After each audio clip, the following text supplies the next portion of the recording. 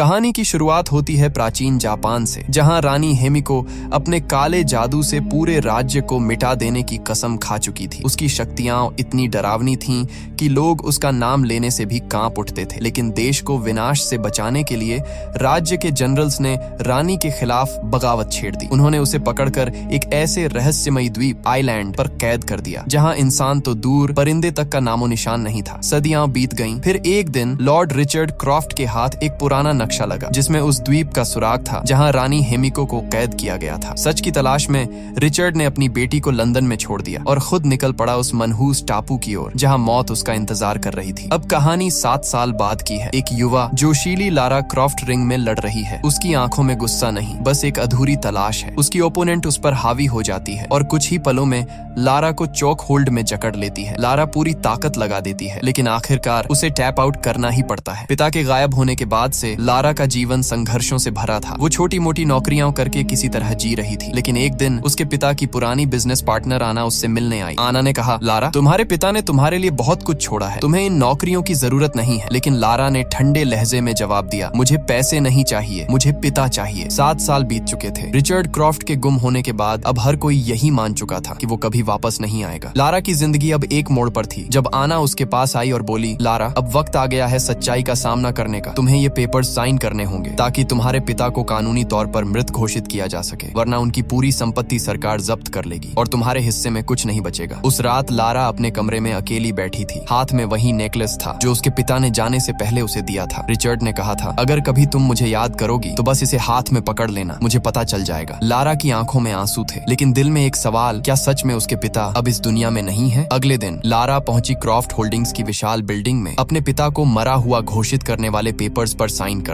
करने से पहले वकील ने उसे उसके पिता की आखिरी छोड़ी हुई चीज दी, एक रहस्यमयी पजल बॉक्स जिसका नाम था काराकुरी। लारा ने बॉक्स को ध्यान से घुमाया और कुछ ही पलों में उसने उसे सॉल्व कर लिया। अंदर से एक छुपा हुआ खत और एक छोटी सी चाबी निकली। खत में लिखा था, मेरी आखिरी जगह का पहला शब्द। लारा ने कुछ देर सोचा और फिर तुरंत समझ गई। वो दौड़ी अपने पिता की कब्र के पास। वहां जाकर उसने पत्थर पर उकेरे नाम रिचर्ड का पहला अक्षर आर दबाया और तभी नीचे से एक छुपा हुआ लॉक सामने आया। लारा ने वो चाबी डाली और जैसे ही घुमाई, कब्र के पीछे की दीवार खिसकने लगी। उसके सामने खुला एक गुप्त दरवाजा जो सीधे जाता था रिचर्ड के सीक्रेट ऑफिस में। अंदर धूल भरी फाइलें थीं, नक्शे और पुरानी रिकॉर्डिंग्स। लारा ने एक वीडियो कैमरा उठाया, उसमें रिचर्ड का चेहरा था। उसने कहा, लारा, अगर तुम ये देख रही हो तो इसका मतलब है कि मैं वापस नहीं आ पाया। तुम्हारी माँ की मौत के बाद मैं उसे दूसरी दुनिया में ढूंढने निकला था। इसी खोज में मैंने प्रोजेक्ट हेमिको शुरू किया, लेकिन ये ताकत गलत हाथों में गई तो पूरी दुनिया पर तबाही टूट पड़ेगी, इसीलिए इसे जला दो। लेकिन लारा के अंदर कुछ बदल गया था। उसने डिब्बे को खोला जिस पर लिखा था हेमिको। जलाने की बजाय उसने हर पन्ना पढ़ना शुरू किया। वहां उसे पता चला रानी हेमिको को यामताए नाम के एक रहस्यमयी द्वीप पर कैद किया गया था। वो द्वीप जहां जाना मौत को बुलाने जैसा था। लारा अब अपने पिता की आखिरी बातों को जोड़ते हुए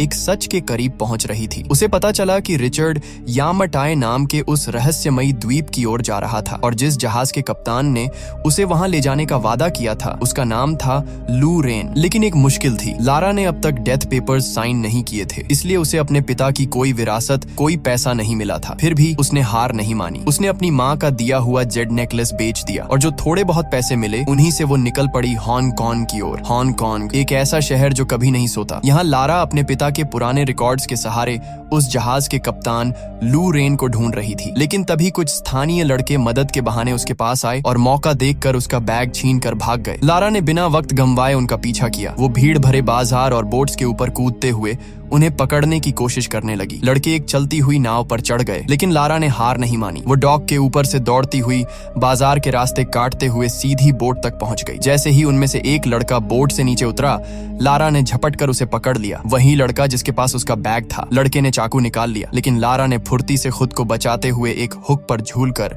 दूसरी तरफ छलांग लगा दी। और तभी उसकी नजर पड़ी समुद्र के बीचों बीच खड़ा एक पुराना जहाज जिसके किनारे पर लिखा था दी एंड्योरेंस। वही जहाज जिसे लारा इतने दिनों से ढूंढ रही थी। लेकिन लारा का पीछा कर रहे लड़के अब भी पीछे नहीं हटे। उन्होंने उसे चारों तरफ से घेर लिया। तभी हवा में एक तेज गोली गूंजी और सब लड़के डर के मारे पीछे हट गए। गोली चलाने वाला कोई और नहीं बल्कि कैप्टन लू रेन था। लू ने लड़कों को भगा दिया और लारा से कहा, यहाँ से निकलो, ये जगह तुम्हारे लिए नहीं है। लेकिन लू की हालत देखकर लारा समझ गई कि उसने काफी पी रखी थी। वो लड़खड़ाते हुए जहाज से पानी में गिर पड़ा। लारा तुरंत नीचे कूदी, उस पर पानी फेंककर उसे होश में लाने की कोशिश की और फिर अपने पिता का लेटर निकाल निकालकर पूछा, क्या तुम रिचर्ड क्रॉफ्ट को जानते हो? लू ने आधी बंद आंखों से जवाब दिया, रिचर्ड क्रॉफ्ट, वो नाम सुना है। मेरे पिता ने कभी उस आदमी से बात की थी शायद, लेकिन अजीब बात है, मेरा पिता भी उसी ट्रिप पर गुम हो गया था। यह सुनकर लारा सन्न रह गई। मतलब उनके दोनों पिता एक ही सफर पर गए थे, यामाटाए की उस अभिशप्त भूमि की ओर। लारा ने अपने पिता की डायरी निकाली जिसमें कुछ रहस्यमयी कोड्स और निशान बने हुए थे। लू ने ध्यान से उन्हें देखा और कहा, ये कोई नंबर नहीं, ये तो घड़ी की सुइयां लगती हैं। लारा ने तुरंत समझ लिया। उसने नक्शे पर सुइयों के एंगल लगाए और कुछ ही देर में पता लगा लिया कि यामाटाए का द्वीप आखिर समुद्र के किस हिस्से में छिपा है। लू ने देखते ही कह दिया कि आइलैंड बहुत ही खतरनाक जगह पर है, वहाँ जाना मौत को बुलाने जैसा है। उसने कहा, मुझे तो अपने बाप से भी कोई फर्क नहीं पड़ता। लेकिन कुछ देर बाद जब उसने अपने पिता के साथ अपनी बचपन की एक फोटो देखी तो उसका दिल पिघल गया। लारा ने उसकी हालत देखकर कहा, कल रात तुम जुए में पैसे हार रहे थे, है ना? लू हैरान रह गया। लारा ने फिर मुस्कुराते हुए उसे एक डील दी, अगर तुम मुझे उस आइलैंड तक पहुंचा दोगे तो मैं तुम्हें अच्छा खासा पैसा दूंगी। पैसों का नाम सुनते ही लू मान गया और दोनों ने मिलकर यामाटाए आइलैंड की ओर अपनी खतरनाक यात्रा शुरू की। समुद्र की लहरों पर जहाज डोलता हुआ आगे बढ़ रहा था। लारा अपने पिता की डायरी के पन्ने पलटते हुए बैठी थी। तभी उसे उनके सामान में एक पुराना एशियन पजल मिला। उसे समझ आया कि रिचर्ड ने लिखा था, हिमिको को एक बंद दरवाजे के पीछे कैद किया गया था और मैंने उस दरवाजे को खोलने का तरीका ढूंढ लिया है। लारा को एहसास हुआ कि उस आइलैंड पर हिमिको की जगह तक पहुंचना आसान नहीं होगा। वहां उन्हें कई मुश्किलों और जालों से गुजरना पड़ेगा। लेकिन खतरा सिर्फ वहां तक पहुंचने का नहीं था, क्योंकि रिचर्ड के मिशन पर एक रहस्यमयी संगठन नजर रख रहा था। उनका नाम था ऑर्डर ऑफ ट्रिनिटी, एक ऐसा ग्रुप जो जादुई शक्तियों के जरिए इंसानों पर राज करना चाहता था। रिचर्ड को डर था कि अगर हिमिको की ताकत इन लोगों के हाथ लग गई तो दुनिया तबाही में डूब जाएगी। रात का अंधेरा गहराने लगा था। लारा अपनी बर्थ पर सोई हुई थी कि अचानक उसकी आंख खुली। बाहर समंदर में तूफान उफान पर था। बिजली चमक रही थी, लहरें गरज रही थीं। लू ब्रिज पर खड़ा जहाज को संभालने की कोशिश कर रहा था, लेकिन हवाएं इतनी तेज थीं कि जहाज हिलकर रह गया। लारा दौड़कर ब्रिज पर पहुंची और देखा कि वो लोग यामाटाए आइलैंड के बेहद करीब आ चुके हैं, लेकिन अब विशाल लहरें जहाज को बार बार पीछे धकेल रही थीं। लू ने चिल्लाते हुए कहा, लारा, जहाज खाली करो, अभी तुरंत। लारा भागकर अपने केबिन में पहुंची। उसने अपने पिता की डायरी उठाई, लेकिन वही पुराना पजल पीछे रह गया। तभी जहाज की एक बड़ी लहर से टक्कर हो गई और जहाज का पिछला हिस्सा चट्टान से जा टकराया। सब कुछ टूटने की आवाजों में बदल गया। लारा डेक से फिसलकर सीधा समंदर में गिर गई। तूफान ने लू और लारा दोनों को अलग अलग दिशाओं में बहा दिया। लारा किसी तरह किनारे तक पहुंच गई, थकी, टूटी, भीगी हुई। उसने इधर उधर देखा, चारों ओर अजीब सी चुप्पी थी। तभी उसे एहसास हुआ कि वो अकेली नहीं है, इस आइलैंड पर और भी लोग हैं। वो कुछ समझ पाती इससे पहले ही किसी ने पीछे से उसके सिर पर वार किया और सब कुछ अंधेरे में डूब गया। अगले दिन जब लारा की आंख खुली तो उसने खुद को एक अजनबी टेंट के अंदर पाया। उसके सामने बैठा था एक अजनबी आदमी, मैथियस वोगेल। वो शांत आवाज में बोला, डरो मत, मैं तुम्हें नुकसान नहीं पहुंचाना चाहता। तुम्हारी ही उम्र की एक बेटी है, मेरी भी। फिर उसने धीमी आवाज में कहा, मैं इस आइलैंड से तब तक नहीं जा सकता जब तक मेरा काम पूरा नहीं हो जाता। लारा ने अपना बैग चेक किया, वो खाली था। मैथियस ने ठंडी हंसी हंसते हुए कहा, जिस चीज की तुम्हें तलाश थी वो अब मेरे पास है, तुम्हारे बाप की डायरी, और अब मुझे वो सब मिल गया है जिसकी मुझे जरूरत थी। लारा ने कांपती आवाज में पूछा, मेरे पिता कहाँ हैं? मैथियस की आंखों में एक ठंडापन उतर आया। हमने उन्हें पकड़ा था, लेकिन उन्होंने हमारी बात नहीं मानी, तो हमें उन्हें मारना पड़ा। ये सुनते ही लारा जैसे पत्थर बन गई। आंखों से आंसू निकले, पर वो चुप रही, क्योंकि उसके दिल में अब सिर्फ बदले की आग जल रही थी। बाहर जब उसे बांध कर ले जाया जा रहा था, उसने देखा कुछ लोग पहाड़ के नीचे डायनामाइट से विस्फोट कर रहे थे। चट्टानें टूट रही थीं और मजदूरों को जबरदस्ती काम करवाया जा रहा था। इन्हीं में से एक चेहरा लारा को पहचान में आया, लू रेन। वो भी कैद था और इन गुंडों के लिए काम करने पर मजबूर। थोड़ी देर बाद मैथियस ने आदेश दिया, सब लोग यहाँ से चलो, हमें अब अगले पॉइंट पर जाना है। रास्ते में लू ने लारा से धीरे से कहा, यहाँ काम करने वाले ज्यादातर लोग या तो मछुआरे हैं जिनके जहाज डूब गए, या फिर बेचारे वो लोग जो इन स्मगलर्स के जाल में फंस गए। लारा की आंखों में आंसू थे। मैथियस ने मेरे पिता को मार दिया। लू कुछ पल चुप रहा, फिर बोला, मुझे भी अभी पता चला, इन लोगों ने मेरे पिता को भी खत्म कर दिया। लारा ने धीरे से कहा, माफ करना लू, मैंने तुम्हें इस खतरनाक जगह पर लाकर सब कुछ खो दिया। लू ने उसकी तरफ देखा, अभी कुछ नहीं खोया लारा, अगर हम जिंदा हैं तो खेल अभी खत्म नहीं हुआ।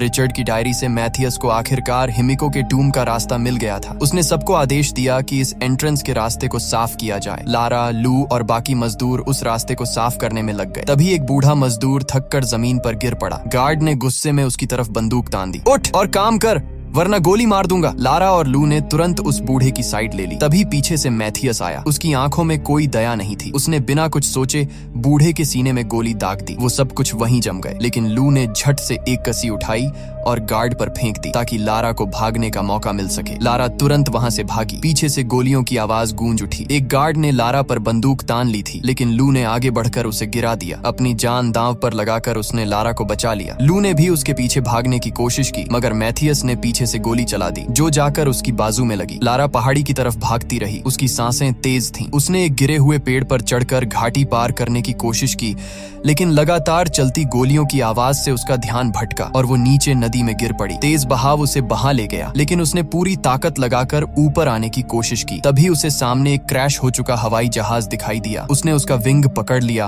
और किसी तरह ऊपर चढ़ गई, लेकिन पुराना जहाज उसका वजन झेल नहीं पाया। वो चरमराने लगा। लारा तेजी से जहाज के अगले हिस्से की ओर भागी। तभी पीछे का विंग टूटकर नीचे गिर गया। लारा ने छलांग लगाई और मुश्किल से जहाज के अंदरूनी हिस्से में पहुंची, लेकिन अब पूरा जहाज हिलने लगा था। दो पहाड़ियों के बीच अटका जहाज आखिरकार टूटने लगा। आखिरी मौके पर लारा को एक पुराना पैराशूट मिला। उसने कूदते ही उसे खोल लिया और जंगल के बीचों बीच जा गिरी। गिरने के दौरान एक नुकीली लकड़ी उसकी पेट में घुस गई। दर्द से चिल्लाती हुई लारा ने वो लकड़ी बाहर निकाली। खून बह रहा था, लेकिन उसने हार नहीं मानी। थकी हुई और घायल लारा पास की एक गुफा में जा छिपी। रात गहरी थी। बारिश की बूंदें गुफा के मुहाने पर गिर रही थी। तभी उसे बाहर कुछ आवाजें सुनाई दी। वह धीरे से बाहर निकली और अचानक मैथियस के आदमियों में से एक, रॉकेट, ने पीछे से आकर उसे पकड़ लिया। लारा ने खुद को छुड़ाने के लिए उसकी बाजू पर जोर से काट लिया। वो दर्द से चिल्लाया, लेकिन फिर उसने लारा को उठाकर जोर से जमीन पर पटक दिया। उसने उसके गले पर हाथ रखकर दम घोंटने की कोशिश की। लारा ने पूरी ताकत जुटाई, एक पत्थर उठाया और उसके सिर पर दे मारा। वो लड़खड़ाया, मगर गिरा नहीं। लारा ने फिर वार किया और इस बार उसे नीचे गिरा दिया। गुस्से और डर के बीच लारा ने उसका चेहरा कीचड़ में दबा दिया। रॉकेट तड़पता रहा और फिर कुछ ही पलों में उसकी सांसें थम गईं। लारा वहीं बैठी थी, सांसें टूटी फूटी, हाथ कांपते हुए, लेकिन उसकी आंखों में अब डर नहीं था, सिर्फ एक आग थी, जिंदा रहने की आग।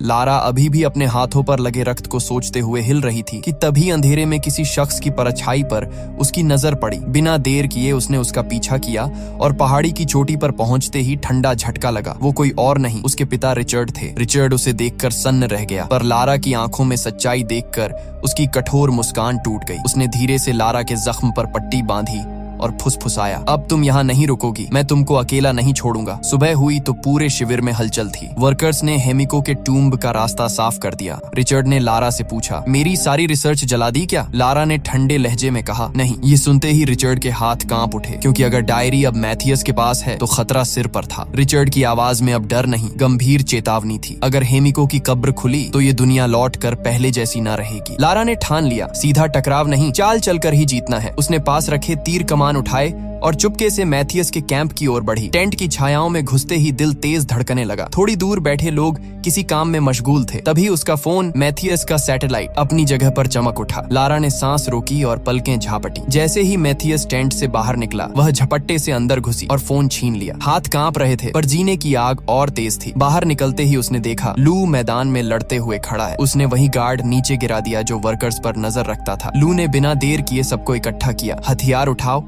अब मौके का फायदा उठाना है। वर्कर्स उठ खड़े हुए। आशा की एक किरण सी लौ जली। लारा ने सैटेलाइट ऑन किया, मैसेज भेजने लगी, लेकिन तभी उसकी नजर पड़ी कि रिचर्ड टूम्ब की तरफ खिसक रहा है। मैथियस की निगाहें अचानक रिचर्ड पर टिक गईं। उसने झट से आदेश दिए और रिचर्ड को घेर लिया। लारा का दिल छलक पड़ा। वो भागी, पर देर हो चुकी थी। मैथियस ने क्रूर चेहरे से कहा, बस ये काम निपटा लूं, फिर घर जाऊंगा। रिचर्ड ने ठंडी हंसी में जवाब दिया, तुम्हारा घर तब तक रहेगा नहीं जब तक वो दरवाजा खुला रहेगा। मैथियस का रुख कठोर हो गया। उसने रिचर्ड को बांधा और टॉर्चर की शुरुआत कर दी। लारा ने दूर से देखा, उसकी सांस तेज, लेकिन सैटेलाइट फोन अब उसके हाथ में था। एक छोटी सी चाल, सही वक्त पर भेजा गया एक सिग्नल, और अब लड़ाई सिर्फ बंदूक की नहीं, चतुराई की भी थी।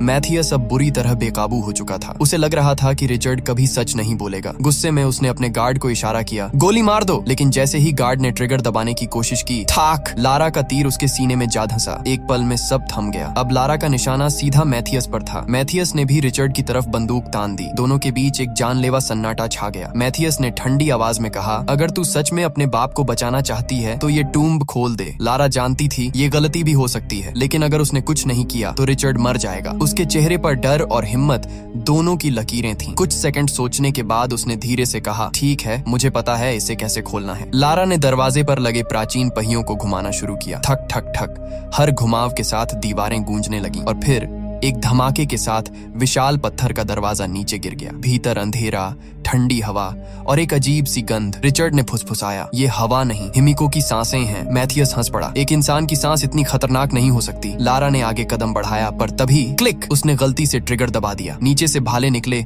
और एक गार्ड को आर पार कर गए। सब घबरा गए। दीवारों पर साएं हिलने लगे। फिर वो सब आगे बढ़े और एक खाई तक पहुंचे। नीचे सैकड़ों कंकाल बिखरे पड़े थे। मौत की गंध हवा में फैल रही थी। एक तंग पुल पार करते हुए उन्होंने अगला रास्ता चुना, लेकिन तभी एक और गार्ड का पैर ट्रिगर पर पड़ा। धड़ाम! भारी गोल दरवाजे बंद हो गए। चारों तरफ सन्नाटा और फिर जमीन हिलने लगी। दरारें चौड़ी होती जा रही थीं और अब सबके पैरों के नीचे की जमीन टूटने लगी थी। लारा ने देखा, दूसरी तरफ एक गार्ड रुककर उल्टा झांक रहा था। उसकी आंखें अंधेरे में चमक रही थीं। वो दीवारों पर लगे व्हील्स को घुमाने लगा जैसे किसी प्राचीन तंत्र का लीवर। लारा ने तुरंत चाबी की तरह वही व्हील्स पकड़ लिए और घुमानी शुरू कर दी, पर तभी जहां वह खड़ी थी फर्श धड़ाम से टूट गया। हवा में झूलती हुई वह दरवाजे से लटकी रह गई। हाथ पसीने से फिसल रहे थे, मगर टूटने वाली जमीन पर उतरने का वक्त नहीं था। लारा ने अपनी आखिरी ताकत लगाकर पहियों को घुमाया। अचानक उसके दिमाग में वही पहेली गुजरी, येलो प्लस रेड हार्ट हरा। उसने रंगों को जोड़ते हुए व्हील को सही क्रम में घुमाया। एक हल्की सी हरियाली रोशनी फैलते ही लोहे का भारी दरवाजा धीरे धीरे खुल गया। दरवाजे के खुलते ही सर्द हवा में सड़न की दुर्गंध और कहीं से उठती धीमी सी फुसफुसाहट खुल गई। सामने टूटे फूटे कब्रें थीं, हिमिको की दासियों की कब्रें। जी हाँ, समर्पण की परछाइयां अभी भी टिमटिमा रही थीं। लारा के होंठों पर रिचर्ड की डायरी की वो पंक्तियां तैर आईं। क्या यह श्राप वाकई सच था? वे कब्रों के बीच पहुंचे। रिचर्ड ने मैथियस को विराम देने की विनती की, इसे मत खोलो, ये जहर भरा है। पर मैथियस के चेहरे पर पागलपन था। उसने आदेश दिया और गार्ड्स ने ताबूत खोला। अंदर से टूटी सड़ी हुई देह निकली, पर तभी अचानक जैसे सांसों का एक ठिकाना बदल गया हो। हिमिको की आंखें झपकी। पहले तो सब सिर्फ सदमा में खड़े रहे, फिर हिमिको का शरीर सूखता, सिकुड़ता और रेंगता सा हुआ। उसका रूप बदलने लगा। लारा के मन में पहेली की पंक्तियां गूंजी, जिंदगी वापस पाने के लिए उसे मरना होगा और जो भी हाथ लगाता है उसकी मौत। लारा ने चीखते हुए गार्ड्स को रोकने की कोशिश की, पर उनका हाथ हिमिको पर पहुंचा ही था और तभी हिमिको उठ खड़ी हुई। हवा थम गई, सन्नाटा गर्भित हो गया। वहां सिर्फ एक नामुमकिन भयानक खामोशी रह गई जो बताती थी कि अभी अभी कुछ टूट चुका था और अब दुनिया के लिए मौत की घड़ी खूब करीब खड़ी थी। मैथियस को पहले तो यकीन ही नहीं हुआ। उसे लगा ये सब किसी किस्म का ड्रामा है, कोई चाल जिससे उन्हें डराया जा सके। लेकिन तभी वह गार्ड जिसने सबसे पहले हिमिको की बॉडी को छुआ था दर्द से चीख उठा। उसके हाथ काले पड़ने लगे, नसें फूलने लगीं और उसका मांस गलने लगा, मानो कोई जहरीला जंतु उसकी नसों में दौड़ गया हो। अब सबको समझ आ गया, हिमिको के शरीर में कोई भयानक वायरस था और इसी वायरस को दुनिया से छुपाने के लिए उसने खुद को इस कब्र में कैद किया था। देखते ही देखते उस गार्ड का पूरा शरीर सड़ गया। डर और दर्द से पागल होकर उसने गोलियां चला दी। उसकी गोली दूसरे गार्ड को लगी जिसने बॉडी को पकड़ा हुआ था और वह वहीं गिर पड़ा। अगले ही पल मैथियस ने बिना झिझके उस पहले गार्ड को भी गोली मार दी। इस भयावह नजारे के बावजूद मैथियस का लालच कम नहीं हुआ। उसने कांपते हुए हाथों से हिमिको की एक उंगली काटी। बस यही सबूत मेरे बॉस को काफी होगा, उसने बुदबुदाते हुए कहा। लेकिन जैसे ही उसने ये किया, लारा ने कुल्हाड़ी उठा ली और आखिरी बचे गार्ड पर झपट पड़ी। एक झटके में उसने उसे गिरा दिया। वहीं रिचर्ड ने पास पड़ी बंदूक उठाई और मैथियस की टांग में गोली दाग दी। लारा बाहर की ओर भाग रही थी और उसके पीछे घायल गार्ड पीछा कर रहा था। इसी बीच मैथियस ने जमीन पर पड़े रिचर्ड को कहा, तुम्हें घर जाना चाहिए। लेकिन रिचर्ड की आंखों में सख्ती थी। जब तक हिमिको की उंगली इस द्वीप पर है, मैं कहीं नहीं जाऊंगा। ये वायरस बाहर गया तो पूरी दुनिया खत्म हो जाएगी। मैथियस ने गुस्से में फिर गोलियां चलाईं, पर अब उसकी गन खाली हो चुकी थी। तभी पीछे से एक भयानक आवाज आई। वो गार्ड जो मर चुका था फिर से उठ खड़ा हुआ। उसका चेहरा आधा सड़ा आधा जिंदा था। उसने झपट कर रिचर्ड पर हमला कर दिया। रिचर्ड ने जान की बाजी लगाकर उसे गोली मारी, पर बहुत देर हो चुकी थी। उस गार्ड ने उसे छू लिया था। रिचर्ड की सांसें भारी होने लगीं और अब वो जान चुका था कि वायरस उसके अंदर भी फैल चुका है। रिचर्ड ने जल्दी से अपने जख्म पर पट्टी बांधी ताकि वायरस उसके शरीर में धीरे धीरे फैले। उधर लारा दासियों की एक कब्र में छिप गई, लेकिन अचानक उसका पैर एक हड्डी पर पड़ा। चर्रर आवाज से गार्ड सतर्क हो गया और उसे ढूंढने लगा। दोनों का वजन पड़ते ही कब्र की जमीन टूट गई और वो नीचे अंधेरे में जा गिरे। गिरते ही लारा की नजर पास के एक ट्रिगर पर पड़ी। वो तुरंत उस पर चढ़ गई और अगले ही पल ऊपर से पैनी लकड़ियों की बौछार बरस पड़ी। उनमें से एक गार्ड के आर पार हो गई और वो वहीं खत्म हो गया। लारा भागती हुई वापस हिमिको के टूम के पास पहुंची, लेकिन रिचर्ड ने उसे दूर रहने को कहा। अब उसके अंदर भी वायरस था। उसने लारा से कहा कि वो मैथियस को रोक ले जब तक वो टूम को जला देगा। लारा की आंखों से आंसू बहने लगे। वो किसी भी हाल में अपने पिता को खोना नहीं चाहती थी, लेकिन रिचर्ड ने मुस्कुराते हुए कहा, मेरे लिए इतना ही काफी है कि मैंने अपनी बेटी को फिर से देख लिया। लारा ने रोते हुए हथियार उठाया और अपने पिता को आखिरी बार अलविदा कहा। मैथियस अब हड्डियों की खाई को पार कर रहा था। तभी लारा उछलकर सीढ़ी के दूसरी ओर उतरी और रास्ता रोक लिया। उसने एक जोरदार लात मारी और मैथियस नीचे जा गिरा, लेकिन वो इतनी आसानी से हार मानने वाला नहीं था। दोनों में जबरदस्त लड़ाई शुरू हो गई। मैथियस ने लारा की गर्दन पकड़ ली, पर लारा ने पूरी ताकत से उसे धक्का दे दिया। वो जानती थी अगर मैथियस बच गया तो सब खत्म हो जाएगा, इसलिए उसने सीढ़ी को ही गिरा दिया। अब मैथियस ने कुल्हाड़ी उठाई और वार किया। लारा जमीन पर गिरी, उसकी सांसें तेज थीं। तभी दूर रिचर्ड ने हिमिको के टूम में बम विस्फोट कर दिया। धमाके की आवाज से मैथियस का ध्यान भटका और उसी पर लारा ने उसे लात मारकर नीचे गिराया। फिर हिमिको की उंगली वाला बैग उसके मुंह में ठूंस दिया। कुछ ही सेकंड में मैथियस के शरीर में वायरस फैल गया और लारा ने उसे खाई में धक्का दे दिया। पूरा टूम हिलने लगा, पत्थर गिर रहे थे, फर्श टूट रहा था। लारा ने दीवार पर चढ़ते हुए ऊपर निकलने की कोशिश की। बाहर लू ने उसे देखा और सहारा देकर किसी तरह उसे बाहर खींच लिया। दोनों ने ट्रिनिटी के हेलीकॉप्टर देखे और पायलट्स को बंदूक की नोक पर वहां से उड़ने को कहा। लंदन लौटकर लारा ने उन पेपर्स पर साइन कर दिए जिनसे ये साफ हो गया कि रिचर्ड अब नहीं रहे और उनकी कंपनी की नई मालिक लारा क्रॉफ्ट होगी। आना ने मुस्कुराते हुए कहा, अब पूरा बिजनेस तुम्हारा है। लेकिन लारा ने ठंडे लहजे में कहा, मुझे इन सब से कोई मतलब नहीं। आखिर में लारा ने वो नेकलेस वापस खरीदा जो कभी उसे बेचना पड़ा था। उसे हाथों में थामकर उसने अपने माता पिता को याद किया। अगर तुम्हें ये कहानी पसंद आई हो तो वीडियो को लाइक करो, चैनल को सब्सक्राइब करो। मिलते हैं अगली वीडियो में।